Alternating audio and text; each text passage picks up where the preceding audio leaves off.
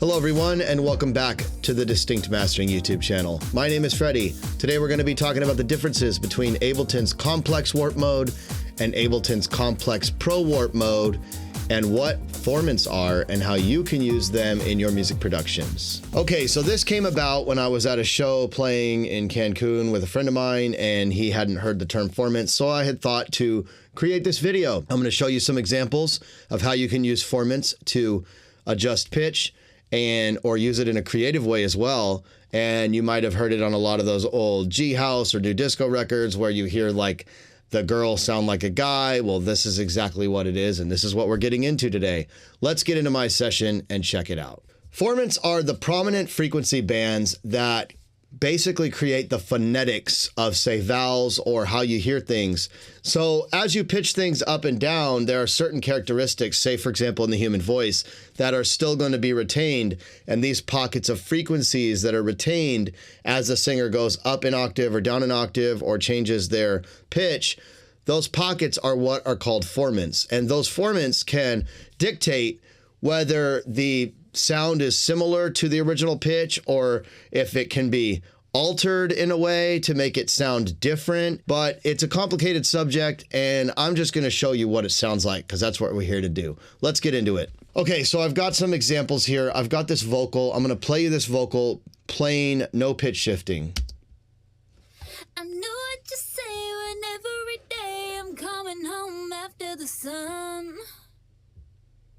You want me to stay, I'm not gonna wait, the next party's already begun. So in complex mode, when you adjust pitch, you're basically adjusting the whole frequency band. It's not adjusting for anything, you're just pitching it up and down.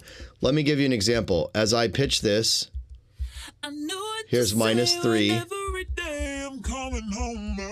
This is a whole octave, -12. And at this point, it sounds pretty illegible. Let's go down a fifth.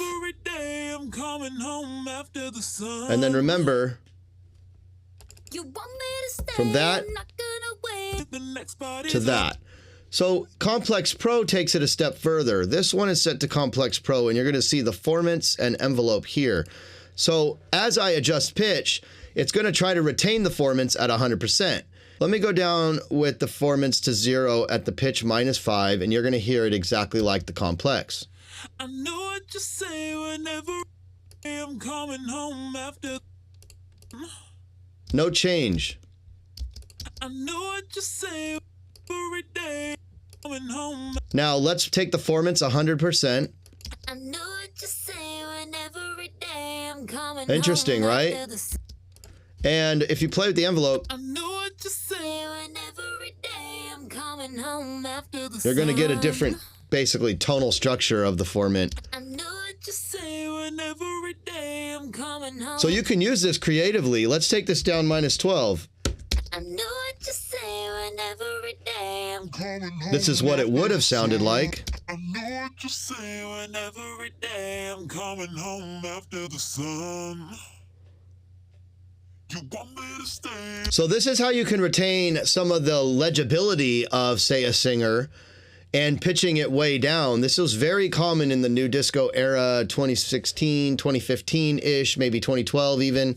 I remember a lot of tracks, G House tracks, were coming out with this kind of creativity in their tracks. I know what you say whenever every day I'm coming home after the sun. So instead of it being like this, now let's go up. Let's go the opposite way.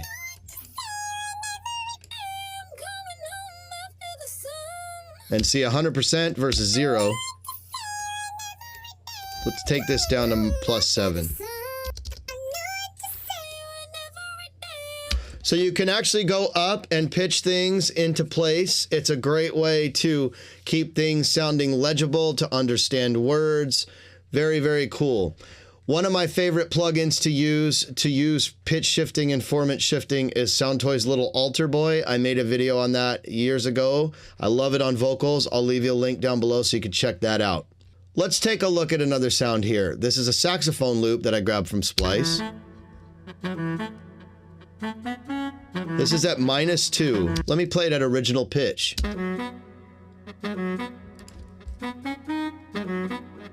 Let's go down -3. Now I want to take this one, take this to -3.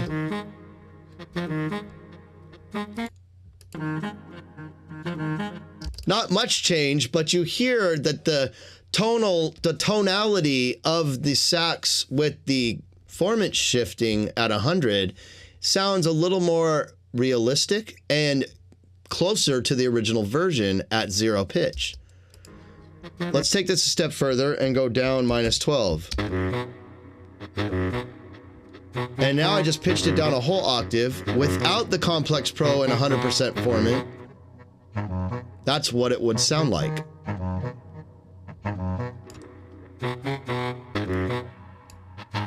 Listen to the envelope change. So this can also be a creative way to hide your samples if you're taking common loops that other people might be using. Hint, hint. So Splice users, Loop Cloud users, you know, we all use them, but try to mask it. This is one way you could do that. I'm going to show you one more example. I've got a pluck here. This is at -7. Let's zero it out. So going down a 7th, I like that, the tone, but check this out. That's just at complex. -7 with formant shifting.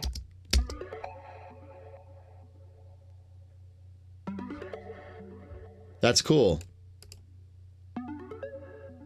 That's cool too. Let's go somewhere in the middle. It gives it a little ring at the end. That could be automated with a delay throw, and this sound could be totally morphed into something different than it was. Maybe you put some automation and some movement and filtering. Could be a really cool basis for a track.